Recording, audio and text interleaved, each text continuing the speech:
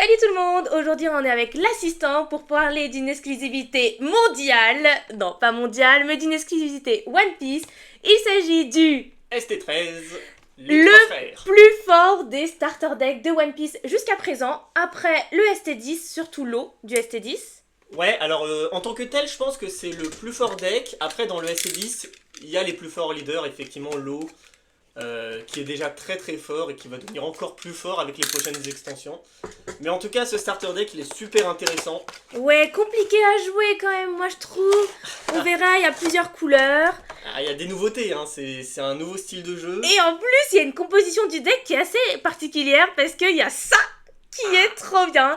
On en a déjà ouvert un et on va ouvrir ensemble un deuxième starter deck. Et ça, on les ouvre à la fin de la vidéo. Ouais, alors on n'a pas encore ouvert les cartes, on a juste récupéré le petit booster. Le petit booster, ouais. Mais les cartes, je les connais, je t'ai parlé un peu de leurs effets, on en a discuté déjà.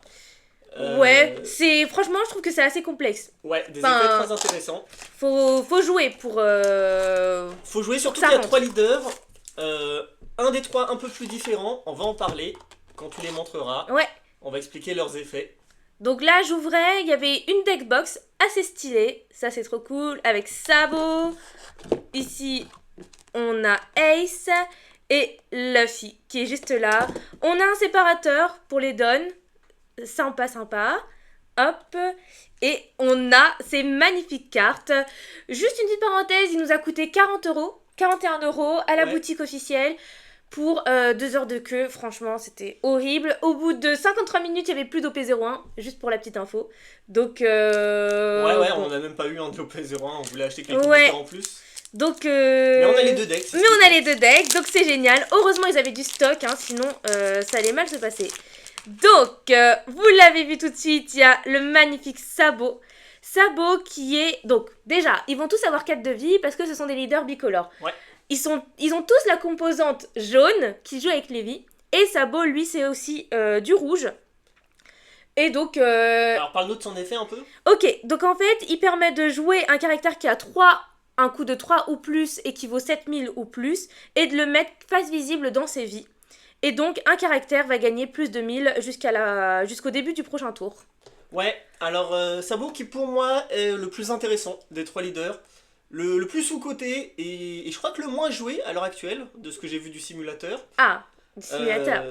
Alors pourquoi ? Bah parce que déjà c'est celui qui synergise le moins avec le deck, avec le starter deck. On va vous montrer pourquoi. pourquoi. Mais du coup, inversement, c'est en fait lui le plus versatile. Qu'on peut jouer ailleurs avec d'autres cartes. On peut s'amuser, alors son effet effectivement, un personnage qui a au moins un coup de 3 et au moins 7000 d'attaque. C'est cool, c'est puissant. Alors quand on les donne, alors c'est cool mais tu t'en débarrasses, tu le mets dans tes vies. Ouais.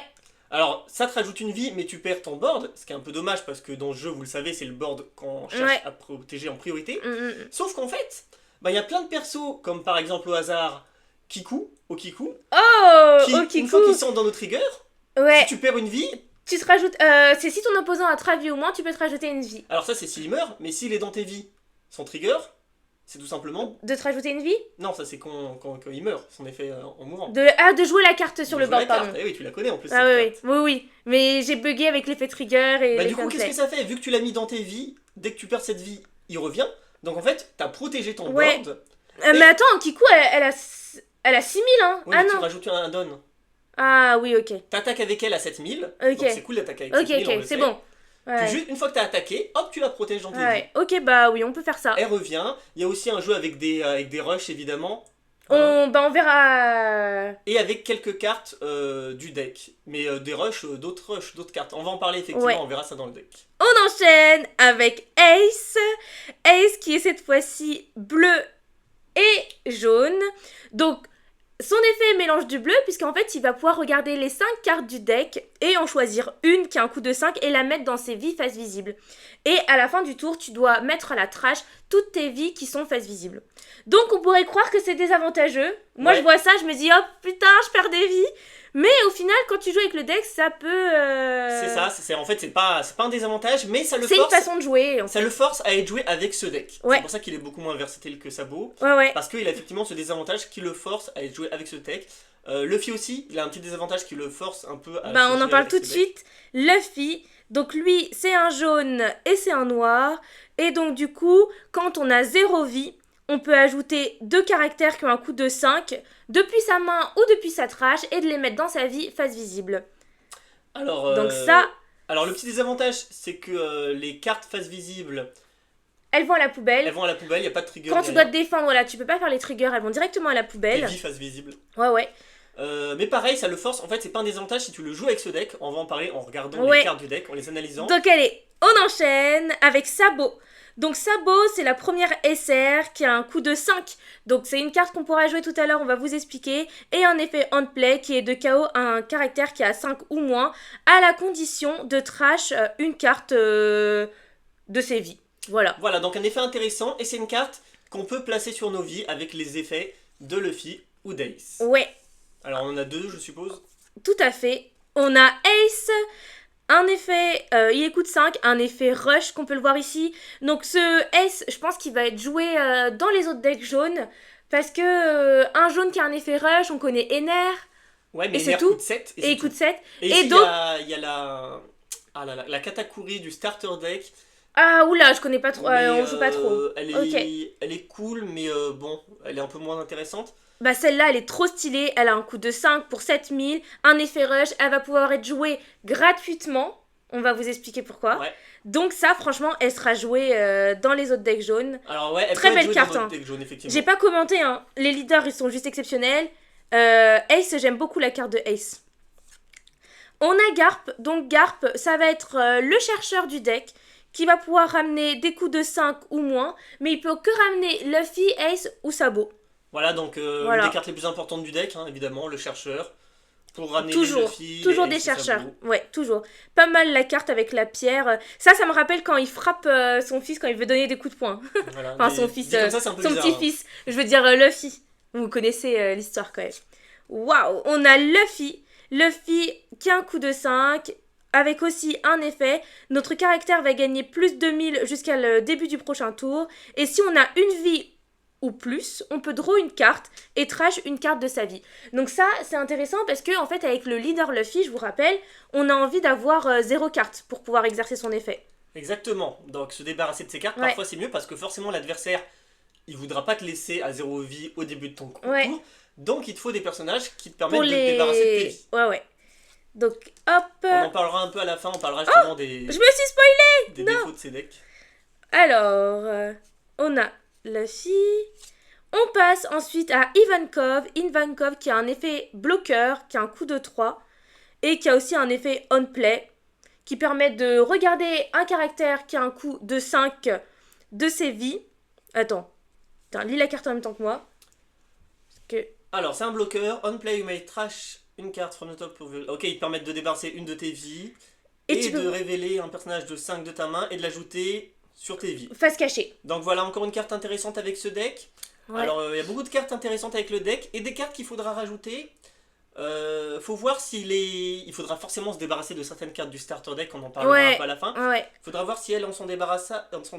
Alors je sais pas encore parce que j'ai pas encore joué le deck, même si j'ai pas mal joué contre lui. Je sais qu'il y a souvent des cartes qui ont des effets intéressantes mais qui valent malheureusement un peu cher. Donc à voir si Ivankov, du coup on a vu le spoil. Alors là c'est comme le ST10, ce sont des cartes communes qui sont brillantes. Ouais, bah sûrement toutes les cartes sont foil, c'est ça? Ouais. On a Barbe Blanche en jaune. Et donc lui, on verra tout à l'heure, mais apparemment, il a un peu le même effet que Makino. Sauf que... donc c'est un effet on play. Et donc il permet de trier ses cartes. Ouais, de trier ses vies. Mais il t'enlève pas une vie. Et là encore une fois, toutes les cartes de toute façon tournent autour de ce deck. Hein, de trier ses vies, regarder... Ou de s'enlever des vies. Bon, maintenant faut voir... C'est des cartes un peu chères, je sais pas si elle sera jouée, il y a peut-être mieux à jouer. Nous, ce qui nous intéresse, elle coûte 6, elle est chère. Hein. Ouais, ça va surtout être les petits coups qui intéressent dans ce deck. Les chercheurs, Makino dont tu as parlé tout à l'heure, qu'on devrait voir au bout d'un moment. Ouais, il est en 4. On peut passer sur ces cartes-là, faudra voir après avec le temps qu'est-ce qui est le mieux. Ici, on a Dadan, un bloqueur à 5. Peut-être ça coûte un peu cher, mais il a un effet en play que je trouve intéressant. En fait, il permet de jouer un Sabot, un Ace et un Luffy qui ont un coût de 2. Et donc on les verra tout à l'heure. En fait, faut que je vous les montre pour que... C'est les cartes les plus importantes du deck. Ouais. Parce que en fait, ces cartes-là, elles pourront invoquer des sabots, par exemple, avec un coup de 5, ou des Ace de 5, ou des Luffy de 5. Donc Dadan, j'aime beaucoup, mais c'est vrai que ça coûte un peu cher. Dadan, c'est un peu une judge. la judge du deck Du Germa. deck Reiju, ouais, du deck Reiju, parce que c'est vrai qu'elle permet de renouveler son board en un clin d'œil. Alors, judge est dur à jouer. À voir si Dadan est dur à jouer aussi. Bah, déjà, Dadan coûte moins même. cher. Hein. Elle coûte moins cher que Judge. Elle coûte moins cher, mais pour qu'elle soit rentable, il faut quand même avoir les 3 cartes en main. Ouais. À voir, ça peut être utile. Hein. Ouais. En plus, c'est un bloqueur, moi je trouve ça pas mal. Et donc, on a les fameuses cartes, les sabots, les Luffy et les Ace en miniature, hein, quand ils étaient enfants. Et donc, ces cartes sont des effets Active Main qui permettent de mettre un coup de 5. Enfin, les sabots de 5, ou les Luffy de 5, ou les Ace de 5. Alors, sabot pour et sabot, voilà, Luffy pour Luffy. Faut que ce soit sabot pour sabot, Luffy pour Luffy, Ace pour Ace. Tu pourras les jouer. Et en plus, ton leader, donc pour sabot, ton leader, il va gagner plus 2000 jusqu'à la fin du tour de l'adversaire. Voilà, alors ça c'est très intéressant. On imagine Luffy, si t'as 0 vie, tu places par exemple 2 sabots bloqueurs, je dis n'importe quoi. Hein. Mais alors pourquoi j'ai dit 2 sabots bloqueurs? On va en parler après. Ouais. Mais c'est des cartes à rajouter. La fameuse sabot bloqueur, il faut la rajouter au deck. C'est une bloqueur noire. Hein. Voilà. Ouais. Et vu que Luffy il est jaune et noir, ça passe. Vous la connaissez, de toute façon la sabot bloqueur elle est très connue. Admettons que tu peux invoquer 2 sabots bloqueurs sur ton terrain. Avec ça, ben, ton leader il gagnera 2000 points de vie à chaque fois. Ouais. Donc tu auras un leader avec 9000 et 2 bloqueurs. Autant dire que le mec en face il va pas te finir. Ouais, c'est sûr. Donc, la sabot, je vous ai montré le comparatif. Elle est en 4. Donc peut-être faudra mettre 4 SR sabots aussi. Parce que là, elles sont que 2 dans la version du deck. On a Shanks. Donc Shanks, je connais pas trop l'effet de Shanks. Bon, pareil, c'est un coût élevé qui a un effet intéressant pour le deck. Mais bon, un coup de 7, je sais pas s'il sera joué. Il te permet de retourner une carte non, de mettre à la trash. qui est face up, tu la mets face down. Ok. Et en échange, tu peux jeter une vie de tes adversaires s'il a cette carte en main. Ok. Alors pour un coup de 7, avoir cette carte en main, à part sur certains decks, cette carte en main, ouais, ça arrive peu. Ça peut arriver avec contre Barbe Blanche. Contre Barbe Blanche, ouais. Qui lui se prend une vie à chaque tour. Ou Uta. Ou Uta qui pioche à chaque tour. Et contre Barbe Blanche, ça sert à rien parce qu'il a pas de vie. Bah oui, c'est vrai. Donc en fait, ça sert que avec Uta ou. Voilà, et pour retourner tes cartes, mais en même temps, si tu le joues, c'est que tu le joues avec ce deck, et le fait que tes cartes soient face up, c'est pas si grave que ça dans ce deck, hein, on l'a vu pourquoi, parce que tu peux les invoquer avec justement, par exemple, Ace Enfant. On a Ace Enfant du coup, voilà, donc il fait la même chose que Sabot, il permet d'invoquer la Ace qui a un coup de 5 et qui peut rush, donc ça c'est vraiment trop stylé. Et de rajouter plus de 1000 à son leader jusqu'à la fin du prochain tour de l'adversaire. Donc est-ce que c'est pas stylé? Ouais. Alors je trouve ça vraiment génial et inventif, pas inventif mais reproductif de l'animé, d'avoir mis les Ace, les enfants et les adultes, je trouve ça trop bien. Ouais, bah encore une fois ça rappelle le deck Germain, encore une fois, hein, les petites versions qui ramènent les grandes. Ouais, mais dans Germa c'était ils se transforment. Ah bah oui, c'est vrai, c'est la transformation. Et là, c'est quand ils grandissent. Voilà. Et j'aime beaucoup l'idée. Donc voilà, ça c'est absolument à voir dans le deck. Hein. Donc vous rajoutez 2 SR Ace. On enchaîne avec du coup la Makino qui permet de regarder toutes ses vies, de les trier. Et à la condition du coup de prendre une vie et de la mettre dans sa main. Donc ça permet de réduire son coût de vie à 0 pour pouvoir le jouer avec Luffy. Avec Luffy, ouais. C'est une carte très importante aussi. J'aime beaucoup cette carte. J'adore cette carte, elle est trop belle, Makino. Voilà. J'adore. Alors, faut savoir que ce deck, j'en profite d'en parler un petit peu. Ouais. Il est très fort contre les gens qui ne savent pas jouer contre. C'est-à-dire qu'ils vont attaquer tes vies. Ah bah génial. Ils vont attaquer tes vies. Et toi, forcément, bah, tu vas arriver proche à 0 facilement et tu vas faire tes effets. L'effet du leader Luffy, je parle. Ouais, oui, voilà, c'est ça. Contre les gens qui savent jouer, ils vont pas attaquer tes vies. Ils vont se construire un board super fort et ils vont attaquer que ton board. Ouais. Jusqu'à avoir 4 persos à 10 000. Pour pouvoir ensuite t'écraser en une seule fois. Voilà. C'est pour ça que les cartes Makino, elles sont très importantes. Il faut en avoir plusieurs en main. Bah, on a vu Makino. Je crois qu'il y a aussi Yamato qu'on verra juste après qui permet de réduire. Ah, ouais, mais il coûte trop cher. Ok. Non, c'est surtout Makino. Iori, on peut penser parce que Iori, elle te permet de trier tes cartes pour pas cher. Ouais. Et une carte qui n'est pas encore sortie. Iori, juste qu'on précise de l'OP06. Hein. De l'OP06, oui. Ouais. Et une carte qui n'est pas encore sortie, on en parlera à la fin. Voilà pourquoi actuellement, je pense que le deck Sabot est plus intéressant que le deck Luffy. Pour l'instant, parce qu'on peut choisir ses cartes, on n'est pas obligé de le jouer avec les autres cartes du starter. Mais dans le B01, je pense que le deck Luffy sera très fort. Allez, alors Makino, un gros coup de cœur, j'adore. On a la mini-version de Luffy, donc pareil, qui permet d'invoquer le Luffy grand, que j'ai mis de côté, qui est juste là. Hop. Donc, exactement comme les deux autres versions. on permet d'invoquer le Luffy qui a un coût de 5. Et en plus, il y a le leader qui gagne plus de 1000. Donc ça, c'est trop stylé. Donc faut les avoir absolument. Hop, on a en 4 exemplaires, pardon. Yamato qui rush pour 5 et qui permet aussi de se prendre une carte de ses vies. Non, de les regarder. Place one card to the top of your deck and place... Attends, elle permet de prendre une vie? J'ai un gros bug là. Tu regardes toutes tes vies et tu places... Ouais, tu perds une vie. Tu la mets au-dessus de ton deck. Ah oui, voilà. Pardon, oui, exactement. Donc un mélange de Makino... Un peu, sauf que là tu le mets au-dessus de ton deck. Ouais. Bon, on permet de réduire son coût de vie. Après, 5, moi je trouve que c'est pas très cher. Mais bon. 5 c'est beaucoup quand même. Et ça rush à 4000, par c'est pas contre, beaucoup. c'est surtout un counter 2000. Donc, oui. Je dirais que son effet est situationnel. Et sinon, c'est un bon counter 2000. C'est utile dans le deck. Trop belle. Les cartes, ça rappelle trop Wano avec les cerisiers en fleurs derrière. Je trouve ça magnifique. Une très belle carte. Très belle, ouais, une très belle carte. Je crois que c'est peut-être avec Makino, mes préférés du deck. En 4 exemplaires. Et on enchaîne avec les events, donc assez classiques ces events, parce que il coûte 2, il permet de faire plus 4000 à un personnage contre la bataille. Tu peux regarder toutes tes cartes et les replacer dans n'importe quel ordre. Voilà, donc encore une fois... De tes vies, toutes les cartes de tes vies. Encore une fois, des events importants pour le deck. À voir si on les jouera. 2, c'est quand même un peu cher. Spear, à la limite, elle est pas très chère, alors son effet... Spear coûte 1 et il permet de rajouter plus de 1000 à ton adversaire. Et si tu as 0 vie, tu peux piocher une carte. Attends, tes personnages. Oui, pardon. Contre l'attaque adverse, pardon. Hop. Et tu draws une carte si t'as 0 vie. Ensuite, on a une carte chercheur, The Three Brothers Band, que j'adore. On les voit ici, ils combattent, ils s'endorment. Là, ils pillent. Je sais, c'est ça, ils pillaient dans le manga. Ouais. Tout en haut à droite. Ils partaient sans payer, ils volaient des trucs. Que des bons souvenirs. On peut être grave nostalgique de cette carte, franchement. C'est trop stylé.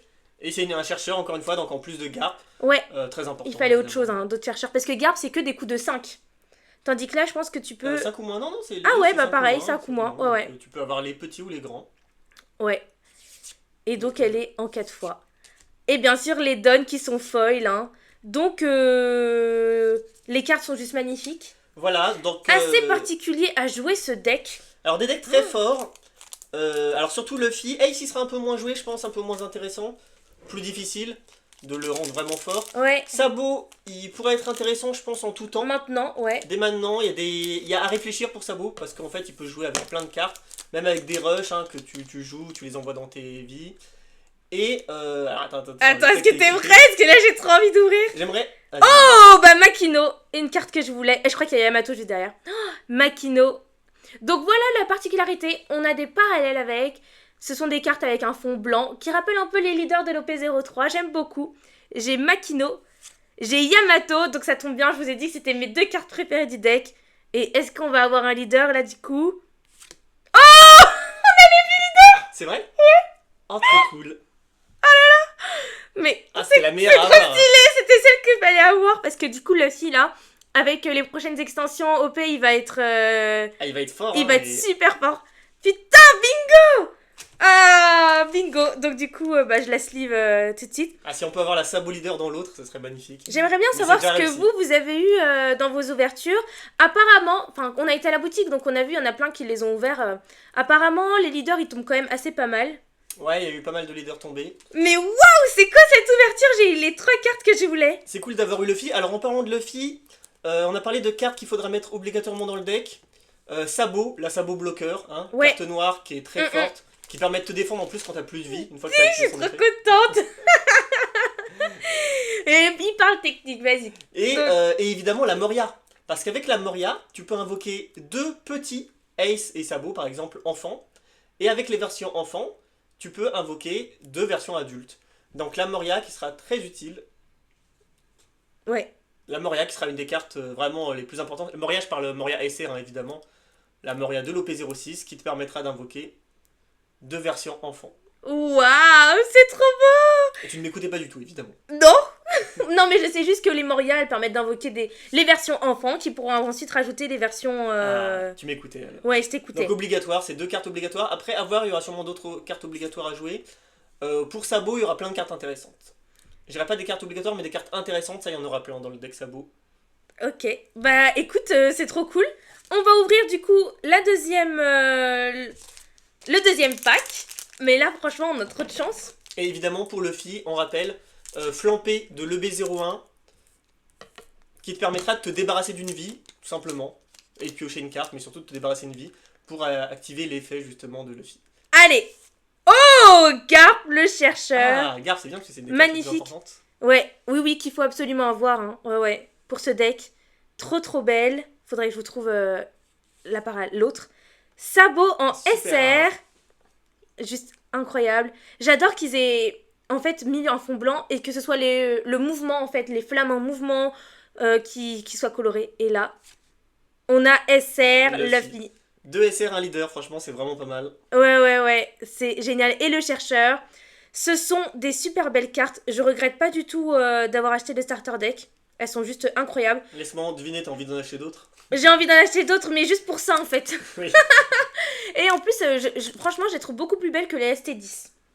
Elles sont juste incroyables. Bon, bah, super contente. J'espère que la vidéo t'a plu. N'hésite pas à me dire ce que toi t'as eu dans ces packs. Est-ce que t'as eu autant de chance que nous, hein? Si t'as eu des leaders, c'est tant mieux. Mais sache qu'il y a un assez bon drop. Donc, je suis sûre que tu pourras en avoir. Et sur ce, on se dit bah à la prochaine. Allez, salut! Salut!